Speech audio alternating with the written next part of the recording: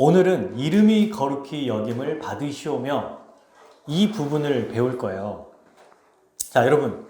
자, 그러면 주기도문은 어떻게 구성되어 있을까요? 이걸 한번 살펴봐야겠죠? 총 4개의 구조로 생각해 볼 수 있습니다. 더 많이 나눌 수도 있어요. 뭐 8개로 나누기도 하고 6개로 나누기도 하고 그러는데 저는 한 4가지로 좀 생각해 볼 수 있다고 봅니다. 첫 번째, 부름이에요, 부름. 하나님을 부르는 거예요. 여기 나오죠? 하늘에 계신 우리 아버지요. 이게 이제 지난주에 우리가 배웠던 거죠. 첫 번째. 두 번째는 뭐냐면 하나님께 3가지를 요청하는 기도를 합니다. 그걸 청원이라고 하거든요. 청원이 뭐예요? 어떤 일이 이루어지도록 요청하는 것. 여러분 청와대 거기 국민청원 아시죠? 이것처럼 이런 것들을 해주세요 라고 하는 것처럼 요청하는 걸 바로 청원이라고 하는데 두 번째는 하나님께 대한 청원이에요. 하나님 이러이러한 것들을 해주십시오. 그게 두 번째입니다. 3가지가 있다고 했어요. 그 다음 3번째는 뭐냐면 우리를 위한 3가지 청원이에요. 마지막 4번째 송영. 나라와 권세와 영광이 아버지께 영원히 있사옵나이다. 이 마무리입니다. 그러니까 주기도문은 4가지죠. 부름, 하나님께 대한 3가지 청원, 이게 두 번째. 3번째는 우리를 위한 3가지 청원, 마지막 송영. 이렇게 돼 있어요. 그래서 이거를 하나, 셋, 하나 이러니까 8가지로 구분하기도 해요. 자, 이렇게 구성되어 있습니다. 오늘은 이제 하나님께 대한 청원 중에 첫 번째 청원을 알아볼 거예요. 그게 뭡니까? 이름이 거룩히 여김을 받으시오며. 이거 직역하면 무슨 뜻이냐면 하나님, 당신의 이름이 거룩히 여김을 받게 하옵소서. 그거 약간 이상하죠? 하나님께 요청하는 건데 요청이 뭐냐면 우리에게 이거 해주세요가 아니라 하나님 스스로 높임 받아주십시오 이런 뜻이에요. 근데 이게 명령형으로 돼 있거든요. 그래서 하나님 아버지 당신의 이름이 높임을 받게 하라 이런 뜻이에요. 말하자면 우리가 함부로 하나님께 받게 하라는 말은 못하니까 그래서 받으시오며 받으시기를 원합니다. 이런 의미라는 겁니다. 자, 오늘은 그래서 이 이름이 거룩히 여김을 받으시오며 할 때 이름이 거룩히와 그 다음에 거룩히 여김을 받으시오며 이 2가지 의미를 살펴보면 되겠죠. 그죠? 이름이 거룩히와 그 다음에 거룩히 여김을 받으시오며 이게 무슨 의미인지를 알아야 주기도문의 하나님께 대한 첫 번째 청원을 올바르게 이해하고 기도할 수 있습니다. 자, 첫 번째, 이름이 거룩히 이게 무슨 뜻일까? 여러분, 하나님의 이름은 거룩과 밀접하게 연관이 있어요. 이름과 거룩이 연관이 있다는 거예요. 먼저 이름을 한번 알아봅시다. 이름은 뭘 의미하죠? 자, 예를 들어서 김종용 하면 뭘 의미합니까? 제 어떤 외적인 걸 의미해요? 아니면 저 자신을 의미해요? 네. 그 사람의 이름은 그 사람을 의미하는 거예요. 하나님의 이름은 하나님 그분 자신을 의미하는 거예요. 그래서 하나님은 자신을 알려주실 때 이름으로 알려주셨어요. 나는 여호와다. 나는 너희를 구원해낸 여호와다. 이렇게 얘기하시죠. 하나님의 이름이 여러 가지가 있습니다. 야훼, 엘로힘, 아도나이, 주. 그런데 하나님은 스스로 자신을 알려주실 때 이름으로 알려주셨는데 우리가 알고 있는 것처럼 여호와 니시, 라파, 그 다음에 이레 이런 식으로 이름을 통해서 자신을 알려주셨어요. 나는 이런 분이다 라고 말씀해 주신 거예요. 근데 우리가 이름을 딱 생각해 보면 하나님의 이름을 딱 생각해 보고 한번 조금이라도 귀 기울여서 주의를 살펴보면 한 가지 알 수 있는 게 있습니다. 이름이 나올 때는 그냥 아무 때나 나오는 게 아니에요. 성경에서 하나님께서 자신의 이름을 계시하실 때 계시라는 말은 알려주신다는 뜻이거든요. 알려주실 때 그냥 문득문득 나오는 게 아닙니다. 언제 나오냐면 피조 세계에서 하나님 그분이 어떤 일을 행하셨을 때 반드시 나오는 거예요. 여호와 니시가 뭡니까? 승리죠. 라파, 치유, 이레, 예비하신다. 그러니까 하나님이 뭔가를 행하시면서 그분의 이름을 보여주신다는 거예요. 출애굽기 3장 6절 또 이르시되 나는 내 조상의 하나님 아브라함의 하나님 이삭의 하나님 야곱의 하나님이라. 이 장면은 어떤 장면이냐면 하나님께서 이스라엘 백성을 출애굽하시려고 모세를 부르신 장면이에요. 부르시려고 그러면서 나는 이런 분이다 라고 하면서 너를 통해서 나의 백성을 이끌어낼 거다. 이 얘기를 바로 그 뒤에서 하시거든요. 또 신명기 5장 6절 보세요. 나는 너를 애굽 땅 종되었던 집에서 인도하여 낸 내 하나님 여호와라. 항상 여호와라는 말, 자신의 이름을 말씀하실 때 뭐가 연결되어 있어요? 하나님의 행하신 일과 연결되어 있습니다. 근데 성경을 제가 보니까 사실 저도 알고 있었지만 다시 한번 확인하고 깨닫게 된 게 있어요. 어제 연구하면서 이번 주에 연구하면서 하나님의 행하신 사건은 결국 다 구원과 연결되어 있구나, 구원 사건과 연관되어 있구나 라는 것을 알 수 있었습니다. 요한 니시 일의 라파도 결국에는 궁극적으로 하나님이 구원을 행하실 때 나타나는 장면들인 거죠. 치유든 승리든 이런 것들이 결국 구출해내는 그 장면을 하나님께서 말씀하시는 겁니다. 그래서 우리는 이렇게 생각할 수 있어요. 성경에서 하나님의 이름이 나오면 하나님 그분 자신이 지금 구원을 이루고 계시는구나. 구원을 계획하시든 진행해 가시든 이루어 가시든 성취하시든 완성하시든 혹은 완성하실 것을 말씀하시든 전부 지금 구원과 연관해서 일하고 계시는구나, 이렇게 생각하면 됩니다. 그런데 주기도문에 보면 예수님은 하나님의 이 이름을 거룩과 연결하셨어요. 그죠? 그러니까 하나님의 이름이 거룩히라고 했잖아요. 그 많은 성품 중에 거룩이라고 하는 단어를 대표적으로 썼어요. 하나님을 우리가 말씀할 때는 여러 가지가 있습니다. 자비, 사랑, 은혜. 근데 그 중에 아주 압도적으로 사용되는 대표적인 성품이 바로 거룩이라는 거예요. 예수님이 이렇게 알려주신 거예요. 하나님은 거룩하신 분이다. 이름이 거룩히라는 말은 하나님 이름은 거룩하다. 하나님 그분은 거룩하시다 라는 뜻이에요. 그러면 왜 하나님의 이름과 거룩이 하나의 세트로 나올까?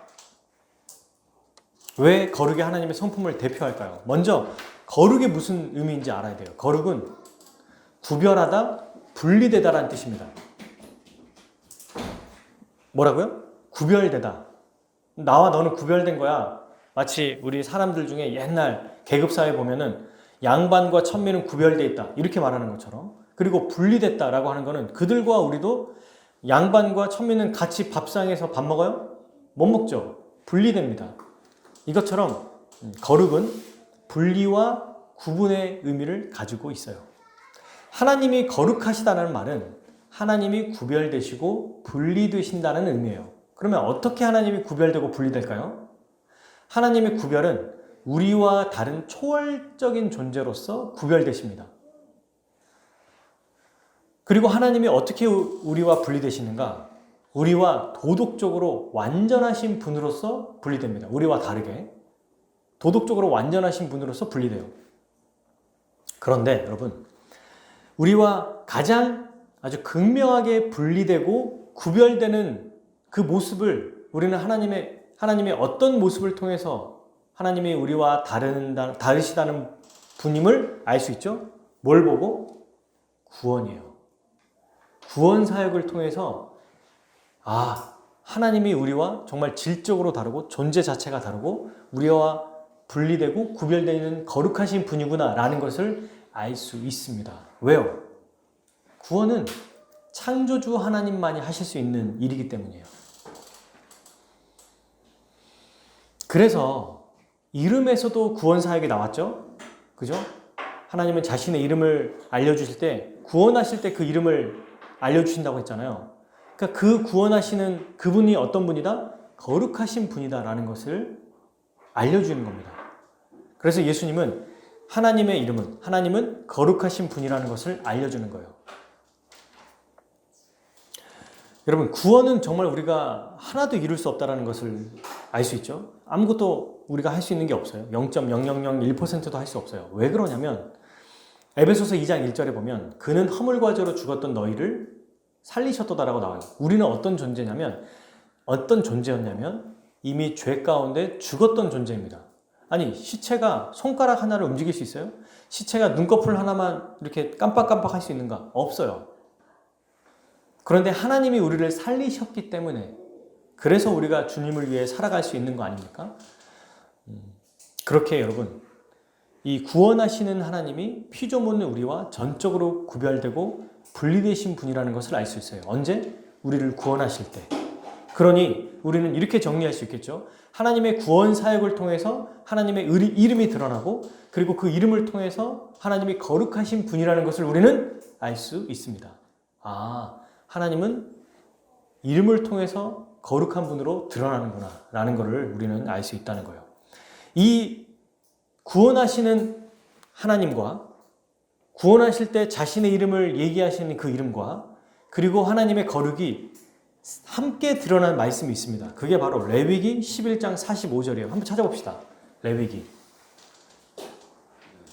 자, 구약 성경 창세기 출애굽기 레위기예요. 레위기 11장 45절.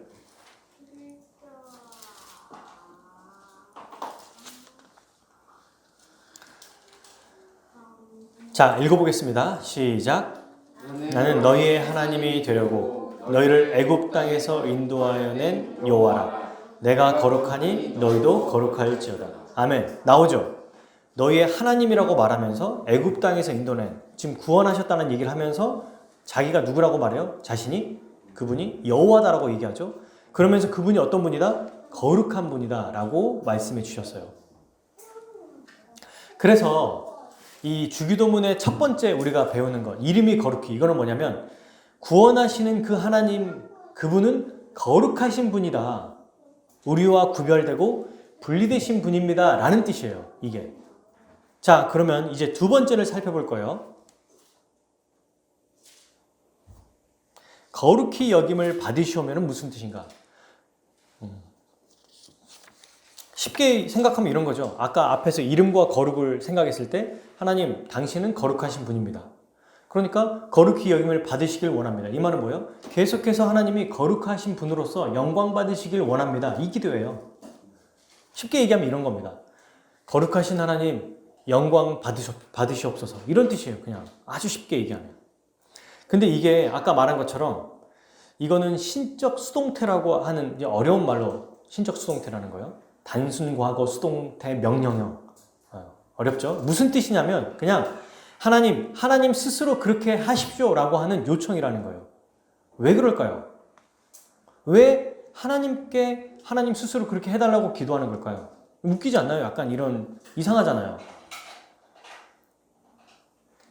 왜 그러냐면 인간은 하나님을 거룩하게 할 수도 없고 거룩하게 만들 수도 없기 때문입니다. 그런데 하나님께서 거룩하게 드러나고 하나님이 거룩히 여김을 받게 하는 것이 인간에게 가장 큰 목적이고 가장 큰 기쁨이고 가장 큰 행복이기 때문에 이 기도를 드리는 거예요. 왜 하나님을 거룩히 여김을 받게 해달라고 기도해야 되는가?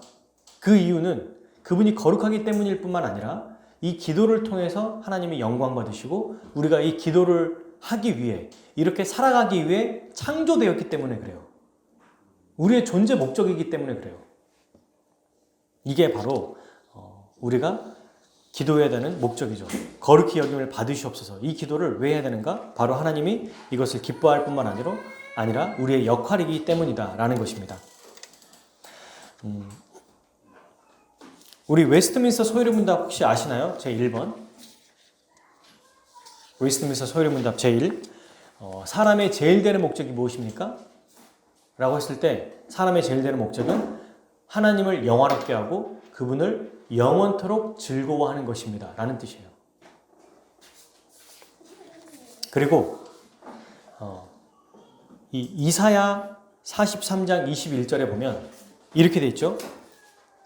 이 백성은 내가 나를 위하여 지었나니 나를 찬송하게 하려 함이라. 아니 왜 우리가 하나님이 행하시면 되는 일을 굳이 하나님께서 높임 받으십시오라고 기도해야 됩니까? 지금 여기 나와 있잖아요. 아주 쉽죠. 이사야 4321. 4321. 이 백성은 나를 위해 지었나니? 왜 지었다고요? 하나님을 위해 지었어요. 그런데 왜 하라고요? 나를 찬송하게 하려 함이라. 이게 바로 하나님께서 우리를 창조하신 목적입니다. 자, 그러면 이제 계속해서 한번 볼게요. 이제 구체적으로 한번 내용을 보죠. 알겠습니다. 예수님께서 이름이 거룩히 여김을 받으시면 하나님은 스스로 이미 거룩하시고 완전하신 분이신데 우리에게 이렇게 기도하라고 하셨구나. 그러면 하나님의 거룩이 가장 절적으로 드러난 때가 언제인지를 한번 좀 알아봅시다. 우리를 통해서 거룩히 여김을 받으실 수 없는가? 이거는 뒤에서 한번 살펴볼 거예요. 하나님은 스스로 거룩히 여김을 받으세요. 이미 완전하시고 이미 절대적인 분이에요. 그러니 우리가 기도를 더한다는들 뭐가 더해지느냐? 아주 1차적으로 보면 사실 우리 기도 자체는 아무 의미가 없어요. 그분 자체가 존재가 완전하시니까. 근데 예수님이 그렇게 기도하라고 하신 이유가 있겠죠. 그걸 살펴볼 거예요. 먼저는 왜 그러면 하나님이 어떻게 거룩하심이 나타나는지, 하나님의 거룩하심이 가장 절정으로 나타나는 때가 언제인지를 좀 볼 거예요. 그때는 바로 예수님의 십자가 사건 때 하나님의 거룩이 가장 절정으로 드러납니다. 하나님 거룩히 여김을 받으십시오. 이럴 때 하나님이 가장 영광 받으시는, 가장 하나님의 거룩한 우리와 구별되고 분리되는 모습으로 나타난 때가 바로 구원 사역 중에서도 이 모든 구원 사역을 이루는 가장 결정적인 사건, 십자가 사건이라는 거예요. 십자가를 통해서 하나님의 거룩하심이 가장 절정으로 드러납니다. 왜 그럴까요? 십자가는 죄를 용서하지 않고 진노하시는 하나님의 의로우심이 드러나기 때문이에요. 첫 번째. 두 번째는 이 죄를 우리에게 짊어지게 하지 않으시고 독생자, 그의 사랑하는 아들 예수님을 화목제물 되게 하셔서 모든 죄를 그분에게 다 쏟아 부으심으로 하나님의 무한하신 사랑과 자비가 가장 크게 드러나기 때문입니다. 예수님을 통해서 한마디로 말하면 그분과 그분의 사역을 통해서 하나님의 거룩이 나타나고요. 하나님이 거룩히 여김을 받으신 거예요. 요한복음 17장 4절 한번 찾아보겠습니다. 우리 요한복음 17장 4절. 언제 하나님이 가장 영광 받으시는가? 무엇을 통해서 하나님이 영광 받으시는가? 17장 4절. 자, 읽어보겠습니다. 요한복음 17장 4절.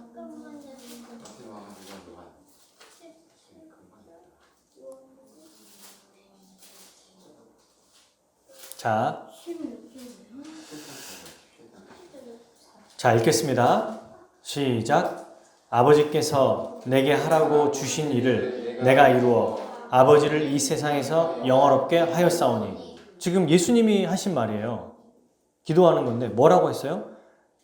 나는 아버지 하나님께서 맡겨주신 일을 다 완성해서 이 땅에서 하나님께 영광을 돌려드렸습니다. 이런 뜻이거든요. 하나님의 거룩이 가장 드러나는 것, 하나님이 가장 영광 받으시는 때가 언제다? 바로 예수님과 그분의 행하시는 사역을 통해서 영광 받으신다라는 것입니다.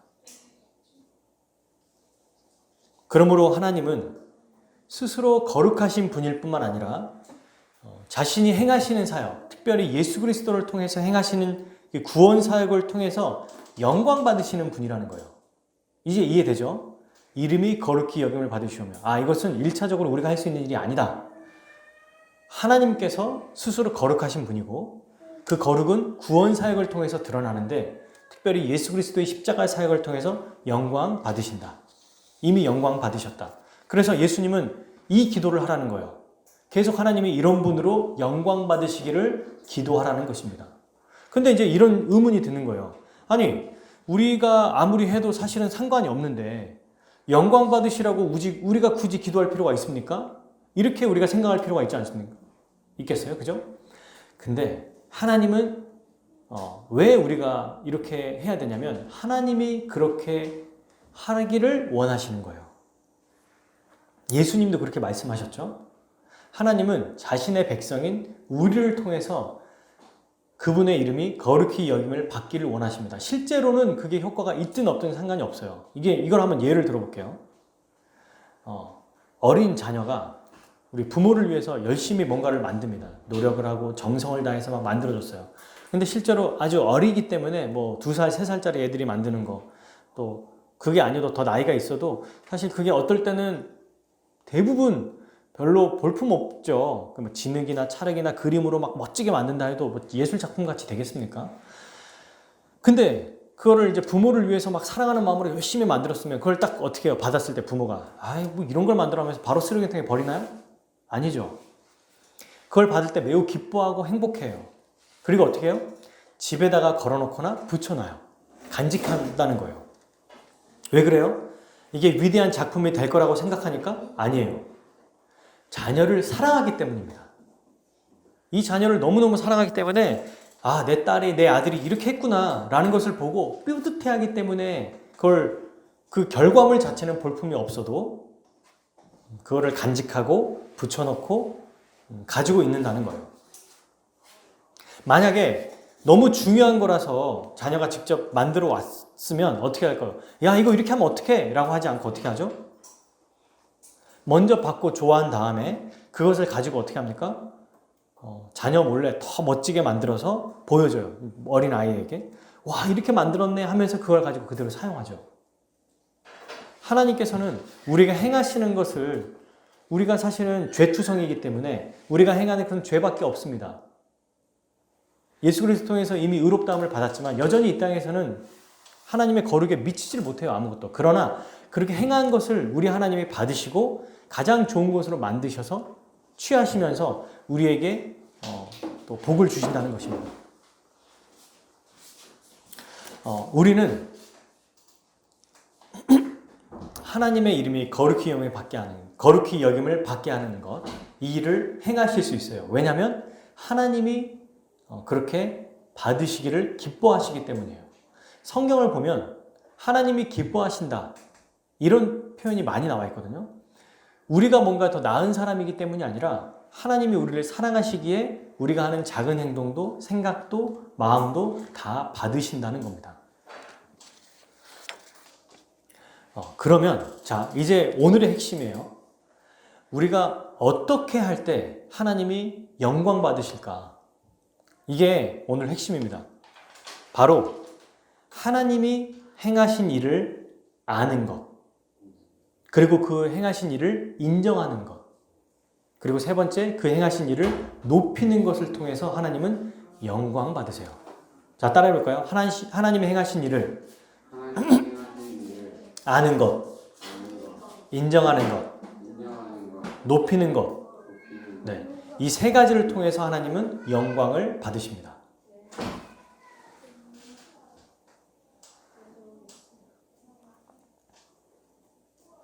하나님의 행하신 일이 뭐죠?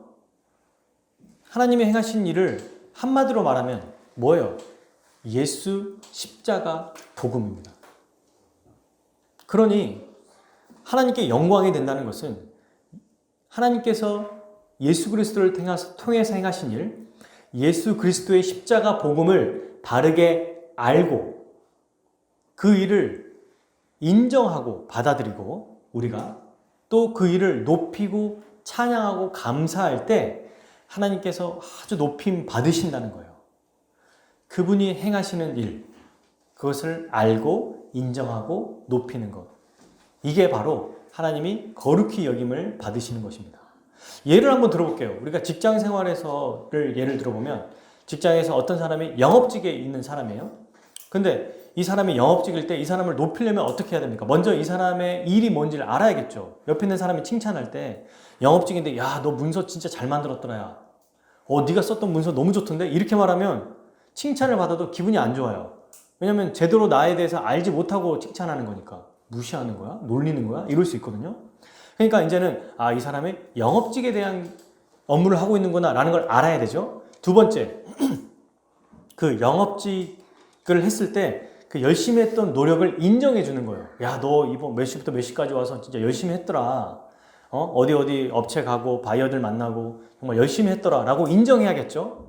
마지막 세 번째, 그 결과를 가지고 야, 너무 잘했다 라고 칭찬해 줘야 사람도 내가 존경받고 있구나, 내가 높임받고 있구나 라는 것을 알 수 있어요. 똑같아요. 하나님을 높인다고 하는데 하나님이 어떤 일을 행하셨는지를 모르고 하나님을 높이는 일은 있을 수가 없습니다. 또 하나님이 어떤 일을 행하셨는지를 아는데 인정하지 않아. 그걸 별로 관심도 없고 뭐 하시든지 말든지. 근데 하나님 높임 받으세요. 이게 무슨 높임을 받으시는 일이겠어요. 그죠? 그래서 하나님께서 영광 받으시는 것은 바로 그분이 행하신 일. 성경에서 핵심이 뭐예요? 예수 십자가 복음이잖아요.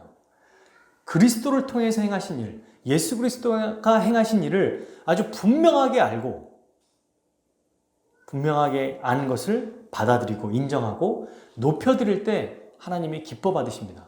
그러니까 제일 중요한 게 뭐예요? 아는 거예요, 먼저. 느헤미야에 보면 하나님 여호와를 아는 것이 너희의 힘이다라는 말씀이 있거든요.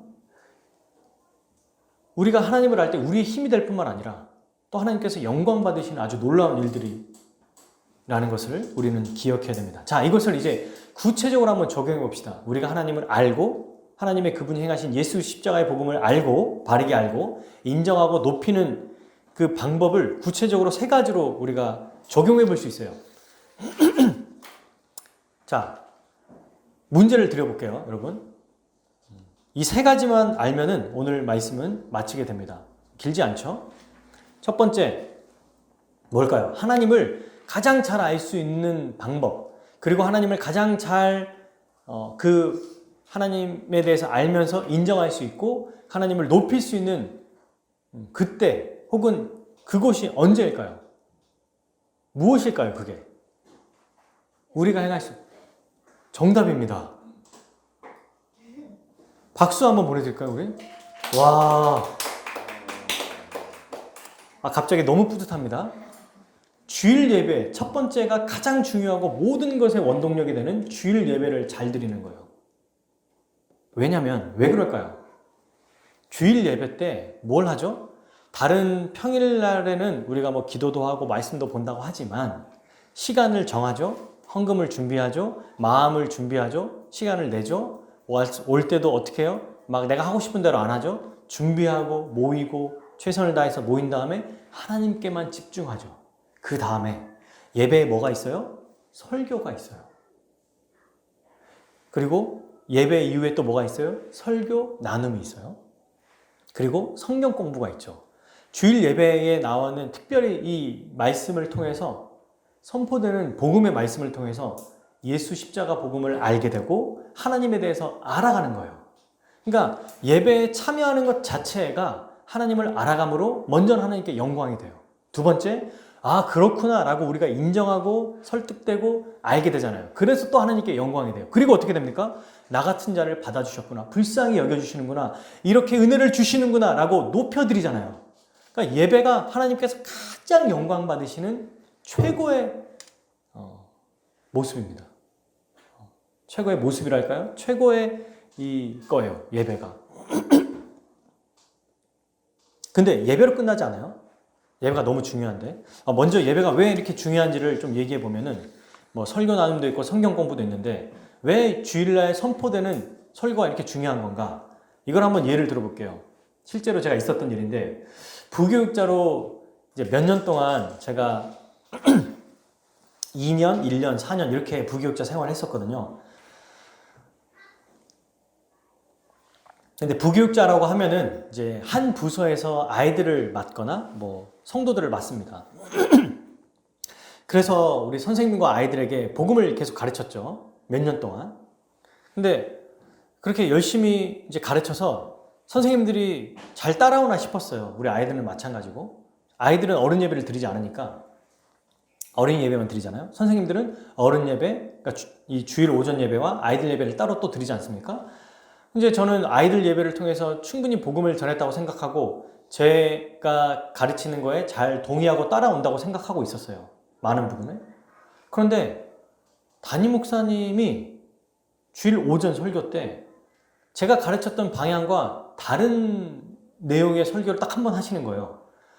근데 그때 딱 설교를 듣고 이제 주일 오후 예배, 주일 우리 오전 어린이 예배 모임을 딱 만나서 같이 얘기하는데 전혀 다른 얘기를 하는 겁니다. 그때 제가 알았어요. 주일 예배, 특별히 이 공적인 예배로 선포되는 목사의 설교가 이렇게 중요하구나. 제가 몇 달, 몇 년을 가르쳐도 그 주일날 딱 한 번 선포되는 것이 그동안 가르쳤던 모든 것들을 다 무너뜨리더라고요. 이런 엄청난 일들이 있는 겁니다. 그래서 여러분, 주일 설교가 너무 중요하고 목사가 그래서 중요하다는 얘기예요. 제가 만약에 복음을 전하지 않고 그냥 막 저의 이야기, 저의 생각, 내가 하고 싶은 말, 뉴스거리, 이 세상에서 뭔가 도움되는 것들만 얘기한다고 생각해 보세요. 그걸로 하나님을 알아갈 수 있을까요? 온전히 알아갈 수 있을까요? 그럼 하나님께 영광이 안 되겠죠. 그리고 하나님을 모르니까 그분에 대해서 뭐 인정할 것도 없어요. 높일 것도 없다고. 뭘 높이게 돼요? 자기를 높이게 되겠죠. 내가 이렇게 해서 이렇게 됐어 뭐 하면서 오히려 하나님께 반하는 일을 하게 됩니다. 예배가 너무 중요해요. 예배 때 특별히 설교가 너무 중요합니다. 이 말씀을 목사는 잘 풀어서 해석해서 한 자리에 모여있는 성도들에게 하나님에 대해서 잘 알려주는 거예요. 그리고 성도들은 그 말씀을 듣고 하나님의 은혜, 이 예수 그리스도의 십자가 복음을 듣고 회개해요. 마음속으로. 그리고 또 결단해요. 아, 이렇게 하면 안 되겠다. 그리고 은혜 너무 감사하다. 이렇게 하면서 기뻐하는 거예요. 이때 하나님이 가장 영광 받으시는 것입니다. 그러므로 사랑하는 여러분, 이 주일 예배가 가장 중요하고 주일 예배에서 설교가 너무 중요하다고 우리는 이해할 수 있습니다. 만약에 이 모든 일들이 주일이 아니라 뭐 월요일이다. 그럼 월요일이 가장 중요한 날이겠죠. 화요일이다. 그럼 화요일이 제일 중요하겠죠. 근데 우리 주님은 부활하신 날, 바로 토요일인 안식일이 주일로 바뀌었죠. 부활로. 이 주일날 하나님만을 예배하기 위해 모인 이때가 하나님이 가장 기뻐하세요. 이거를 제가 예전에도 얘기한 적이 있어요. 명절이 됐을 때 부모님들은 그냥 자녀들이 다 모이는 것만으로도 기뻐합니다. 하나님이 그런 마음인 거예요. 주일날 뭐 이런저런 핑계대고 내가 꼭 주일만이 예배냐, 삶이 예배다 이래가지고 뭐 월화수목금토 더 열심히 기도하겠다. 그거 별로 중요하지 않습니다. 주일 예배에 오는 게 제일 중요해요. 가장 중요해요. 가장. 못 오더라도 모여있는 거, 그 시간을 중요하게 여기고 예배드리는 게 제일 중요해요. 너무 고지식한 거 아닙니까? 아니요. 예배를 통해서 모든 것이 다 이루어져요. 그러니까 여기서 시작이 되거든요. 주일 첫 시작이 여기예요. 한 주의 시작이 이겁니다. 그렇게 우리는 예배 드리는 것, 이것이 바로 우리가 창조된 목적이기도 하고 하나님이 가장 영광 받으시는 것이다 라는 것을 기억했으면 좋겠어요. 이걸 위해서 우리가 해야 될 일 있죠. 뭘까요? 목사인 여러분, 우리 교회가 복음으로 계속해서 충만해지도록 노력해야 되는 거예요. 많은 사람들이 모여 있는데 목사인 제가 갑자기 어느 날 복음을 설명하지 않아, 설교하지 않아. 갑자기 뭔가 약간 이상한 얘기를 전하고 아니면 막 잘 되는 얘기, 사람 누군가 이렇게 하면 잘 됐다 방법론을 얘기하고 이러면 얘기해야죠. 목사님 그렇게 우리가 배운 바가 아닌데 왜 이렇게 전하십니까? 라고 얘기해야 됩니다.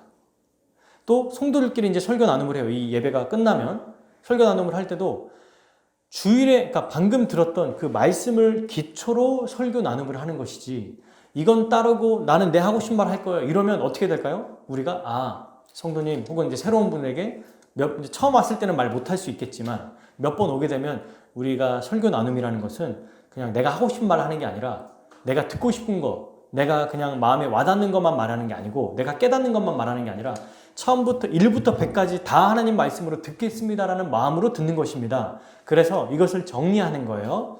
그래서 이 말씀을 토대로 하나님이 우리에게 어떤 일을 행하셨는지, 우리에게 어떤 은혜를 베푸셨는지를 우리가 나누는 시간이 바로 설교 나눔입니다 라고 알려줘야겠죠. 우리가 지금 하고 있는 것처럼.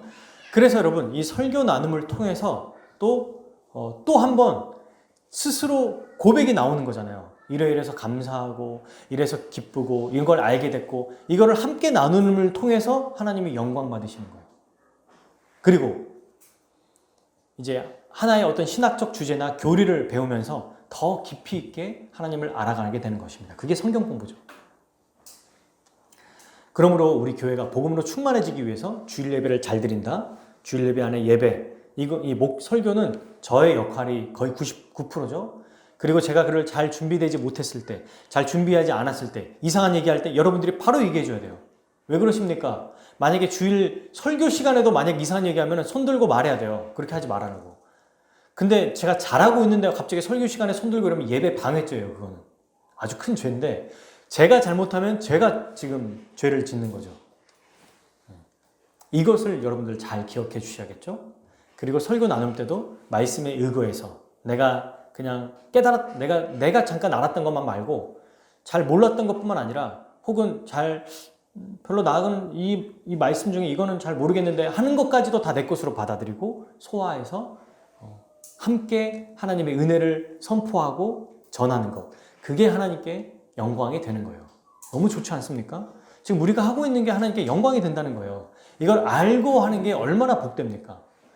하나님 아버지, 당신의 이름이 거룩히 여김을 받길 원합니다. 그러면 우리가 예배 드리고 기뻐하고 감사하고 알아가고 나눔하는 게 하나님이 가장 영광 받으신다는 겁니다. 그런데 여러분, 이렇게만 얘기하고 딱 끝나면 이제 많은 사람들이 이렇게 얘기해요. 저도 그런 생각을 한 적이 있어요. 그럼 나머지 6일은 별로 중요하지 않나요? 주일만 중요한 겁니까? 너무 또 이쪽으로 빠져서는 안 돼요. 그러니까 6일을 필요 없는 날로 여겨버리고 주일만 중요하게 여기면 안 돼요. 왜요? 6일도 하나님께서 우리에게 주신 날이잖아요. 인생과 24시간 월, 화, 수, 목, 금, 토를 주셨단 말이에요. 근데 왜 주일이 가장 중요하다고 말하냐면 월, 화, 수, 목, 금, 토를 살아갈 때 여러분 주일 예배가 기준으로 돼 있지 않으면 무엇을 기준으로 판단하고 생각하고 행동하고 결정하며 살까요? 당연히 이 세상의 가치관이겠죠. 그럼 그런 삶에서 하나님의 영광 받으실 만한 것들이 나올까요? 선한 것들이 나올까요? 나오지 않을 수밖에 없습니다. 나올 수가 없어요. 이 세상의 가치관을 한마디로 말하면 뭡니까? 우상, 물질을 섬기는 것, 돈을 섬기는 것, 사람을 섬기는 것, 명예를 섬기는 거예요.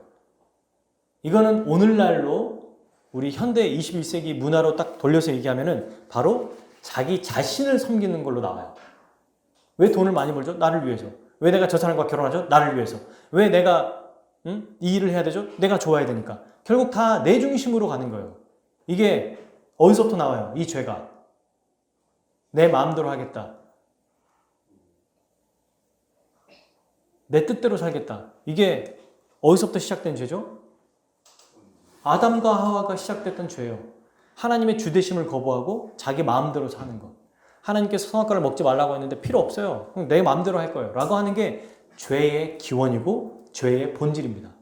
그렇게 살아가게 된다는 거예요. 주일 예배 때 예수 그리스도의 십자가 복음의 말씀을 못 들으면 회개하지도 않고 감사하지도 않고 기뻐하지도 않아요. 자기 의가 드러날 수밖에 없습니다. 이러한 6일의 삶이 하나님 앞에 얼마나 큰 의미가 있겠냐는 거예요. 그죠? 그러니 여러분, 우리가 살아가는 학생들이면 학생, 직장인이면 직장인, 주부면 주부, 모두 다 하나님이 우리에게 허락하신 인생인데요. 이것을 예배를 통해서 살아가는 거예요. 예배의 근거에서 살아가는 거예요. 예배가 가치관이 돼서 시작되는 겁니다. 이게 인생의 출발점입니다. 그러니 주일날 예배 빠지고 필요 없다, 뭐 상관없다 라고 하면 월화수목금토가 밍숭맹숭하고 뭔가 안 되는 거예요, 마음이. 주일날 예배 때 하나님의 십자가 복음이 충만하게 선포되지 않으면 그냥 기쁘게 살아가지 못한다는 거예요. 예배가 우리 모든 삶의 그리고 인생의 출발점이라는 것을 우리는 기억해야 되겠죠. 직장에서 어떤 일을 처리할 때가 있어요. 그때 뭘 기준으로 해야 되죠? 무엇을 기준으로 판단하죠? 주일날 들었던 설교 말씀, 예수 십자가 복음. 엄마가 자녀들을 집에서 대하고 가르칠 때, 공부를 가르치고 학원을 보내고 또 밥을 먹이고 이 아이를 가르칠 때 무엇을 기준으로 판단하고 결정하죠? 주일날 들었던 예수 십자가 복음. 학생이 공부하는 이유, 왜 공부하고 또 친구들과 지내고 학원 가고 인생을 계획하고 설계하죠? 무엇을 기준으로 판단하고 주일날 설교 들었던 예수 십자가 복음으로. 그게 바로 이렇게 이것들을 이 십자가 복음을 의지하고 우리가 생각하는 것, 그 복음에 의해서 생각하고 판단하고 결정하는 것이 작은 것일지라도 하나님은 우리의 그 삶을 기뻐 받으십니다. 아주 영광 받으세요. 아주 기뻐하신다는 거예요. 사실 우리에게 우리 인생에 뭐 영광, 하나님께 영광을 돌릴 만한 게 뭐가 있습니까, 사실. 그런데 말씀을 기준으로 말씀을 듣고 그 말씀대로 생각하는 것 자체도 이미 이번 주에 이렇게 해야겠다라는 것조차도 하나님은 영광 받으신다는 거예요. 그걸 기뻐하신다는 거예요. 얼마나 좋습니까? 마지막 끝으로 이렇게 살아가면서 우리의 어떤 행동이 나타나냐면 다른 사람의 필요를 채워주는 삶의 또 하나님께서 영광 받으십니다. 이건 신자라면 마땅히 나타나는 열매죠. 교회뿐만 아니라 일상의 삶에서도 연결돼 있어요. 왜냐하면 주일 썬데이 크리스천이라고 할 때 주일의 태도와 월화수목금토 태도가 달라서는 안 돼요. 그죠? 다른 사람의 필요를 채워주는 삶은 예수 그리스도의 십자가 복음을 바르게 알고 이해하는 자가 또 이렇게 살아갈 수 있습니다. 교회에서만이 아니죠. 근데 1차적으로 교회에서 이것이 충만하게 드러나고 그리고 교회를 통해서 배워서 또 이 세상에서 우리가 살아가는 삶에서도 나타날 수밖에 없어요. 믿음이 연약한 자들에게 위로해 주는 것, 힘을 내도록 하는 것, 그에게 실제적으로 필요한 것이 무엇인지 알고 돕는 것, 또 믿지 않는 자들에게 뭐가 있을까요? 복음을 전하는 것. 이게 바로 또 필요를 채워주는 아주 중요한 역할이에요. 이런 삶을 통해서 하나님이 영광 받으십니다. 여러분, 이 모든 것, 십자가 복음이 바르게 교회가 세워있지 않으면 아무리 좋은 일을 하더라도요, 그게 다 자기 의로 행할 수 있어요. 하나님께 영광이라고 하지만 결국 자기 영광을 드러내기 위해서 하게 됩니다. 그러니 복음을 바르게 알아야 합니다. 이 일은 어디를 통해서, 어디서 이루어집니까? 교회를 통해서 이루어져요. 하나님은 십자가 복음이 선포된 교회를 통해서 영광 받으신다. 또 교회 안에 있는 성도들이 이 복음을 감사하고 또 복음의 말씀대로 살아가는 일상의 삶을 통해서 영광 받으십니다. 사랑하는 여러분, 지금 우리가 하고 있는 것들 있죠? 우리는 뭔가 새롭게 하고 있는 게 없어요. 근데 이것 자체가 하나님께서 영광 받으신다는 거예요. 너무 감격스럽더라고요. 제가 막 신학 성경, 이제 수많은 주석들을 찾아보기도 하고, 우리 믿음의 선배들의 책을 찾아보기도 하고, 연구하면서 사실 이 짧은 거잖아요. 이름이 거룩히 여김을 받으시면. 그러니까 별로 없어요. 사실 아무리 자료를 뒤져도 많이 없습니다. 그래서 각가지 다른 이 연관된 책들을 한 주 동안 계속 찾아봤는데, 이미 또 제가 이거 주기도문을 가르쳐 본 적도 있고, 교재도 만든 적도 있잖아요. 그럼에도 불구하고 또 더 아주 주일 예배는 또 다르거든요. 교재 만드는 것보다 더 깊이 들어가야 돼요. 더 뭔가 연구해야 되는데 보니까 지금 우리가 하고 있는 거야. 다. 너무 감사하더라고요. 그러니 그냥 믿고 확신하고 우리가 알면 되는 거예요. 그리고 지금까지 우리가 했던 것들을 더 계속해서 힘쓰고 애쓰면 되는 거예요. 그러면서 이제 아까 제가 말했던 크게 세 가지 바운더리, 주일 예배, 그 다음에 일상의 삶, 그리고 또 베풀며 살아가는 것, 이것들을 중에서 여러분들이 이제 스스로 생각하는 거예요. 내가 어디에 좀 더 애써야 될까? 어디에 좀 더 힘써야 될까? 이것은 이제 여러분들의 몫입니다. 저도 저의 몫이 있죠. 이것들을 생각하면서 더 하나님께 영광 돌릴 수 있는 것들이 무엇일까? 내가 더 힘써야 되는 게 무엇일까라고 생각하면 좋겠어요. 우리의 작은 것도 받으신다는 것을 기억하십시오. 내가 큰 걸 해야만 하나님이 기뻐하신다고 생각하시면 안 돼요. 왜요? 우리 아이들과 우리와 하는 행동을 비교하면 어때요? 너무 차이가 많이 나잖아요. 근데 이런 어린아이들이 하는 것조차도 하나님이 기뻐하신다면 우리가 뭔가를 상대적으로 비교해서 행할 것이 아니라 하나씩 차근차근 하나님께 영광되는 그 마음으로 하나님 영광 받으십시오. 그리고 영광 받으신다니 얼마나 좋아요. 그런 마음으로 행했으면 좋겠습니다. 말씀을 맺겠어요. 오늘 우리는 첫 번째 청원에 대해서 배웠습니다. 여러분, 이 첫 번째 청원이죠. 당신의 이름이 거룩히 여김을 받으시며, 우리말에는 당신이라는 말이 빠져 있어요. 근데 실제로는 영어 성경의 헬라어 보면은 하늘에 계신 우리 아버지요, 당신의 이름이 거룩히 여김을 받으시며 당신의 나라가 임하시오며 당신의 뜻이 하늘에서 이렇게 다 앞에 당신이 나오거든요. 당신이라고 할 때는 당신이 말이야 이런 의미가 아니죠. 아주 극존칭할 때 당신께서라고 말하거든요. 그래서 이 첫 번째 청원, 당신의 이름이 거룩히 여김을 받으시오며, 이것은 나머지 청원들이 있죠. 5가지. 이거와 달라요. 첫 번째 청원은 유일하게 영원히 지속될 청원입니다. 하나님 나라가 완성돼도 그 나라에서 계속해서 하나님께 영광 돌리며 살아갈 것이기 때문에 유일하게 영원히 계속되는 청원이에요. 이게 요한계시록 4장, 5장, 7장에 어떻게 됩니까? 뭘 해요? 성도들이 많은 물소리와 같은 소리로 모든 피조 세계가 12장로들과 또 4개의 짐승들, 피조 세계를 뜻하거든요. 12장로는 우리, 4개의 이 짐승들은 피조 세계, 모든 하나님께 창조된 피조물이 하나님께 영광 돌리는 장면이 바로 계시록 7장, 14장에 나오죠. 그게 우리의 모습이라는 거예요. 영원히 계속됩니다. 이 하나님의 이름이 거룩히 여김을 받는 것은. 그러니 계속되는 이 영광을 우리는 지금도 하나님께 영광 돌리며 살았으면 좋겠어요. 그리고 이 첫 번째 청원은 여러분 10계명 제3계명이 뭔지 아세요? 너는 내 하나님 여호와 이름을 어떻게 해라? 망령되게 부르지 말라가 제10계명의 3계명이거든요. 이 3계명의 적극적인 순종입니다. 망령되게 부르지 말고 어떻게 해라? 이름을 거룩히 여김을 받도록 해라. 그러니 이 첫 번째 청원은 제3계명의 적극적인 순종일 뿐만 아니라 영원히 지속될 바로 청원이라는 것을 기억하면 좋겠어요. 이 하나님의 이름이 거룩히 여김을 받도록 우리 화목교회 성도들과 또 예배를 드리는 모든 사람들이 십자가 복음 안에서 복음을 더 계속 배우고 기뻐하고 감사하고 또 알아가기를 힘썼으면 좋겠어요. 그리고 그 복음을 받아들였으면 좋겠어요. 말씀에 나랑 안 맞아, 이건 좀 내게 아닌 것 같아, 이러지 말고 우리는 그렇게 안 하고 있죠. 아닌 분들이 있을 수 있으니까 혹시라도 혹은 그건 그런가 보다 하는 게 아니라 이제 다 받아들이고 다 우리 것으로 인정하고 있잖아요.